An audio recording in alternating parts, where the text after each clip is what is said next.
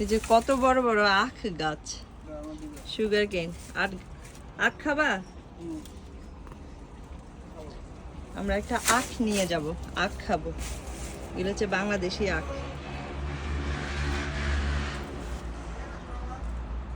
কারণ বাহিরের আখগুলা অনেক, সুগার কেনগুলো অনেক হার্ড, বাংলাদেশি আখগুলো অনেক নরম। আমার খুব পছন্দের। এই যে ভাই আমাদের জন্য আখ কেটে দিচ্ছে। ভাই সফট নাকি? সফট তো না?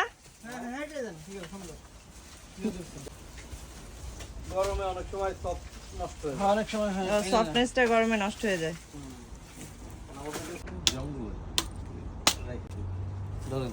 দেখি ভাইয়া, আমার কাছে দেন তো। এখানে আখ কাটা হচ্ছে, একটু খেয়ে দেখি। থ্যাংক ইউ ভাইয়া। এই যে আখ খাচ্ছি, মিষ্টি ছিলে খেতে হবে।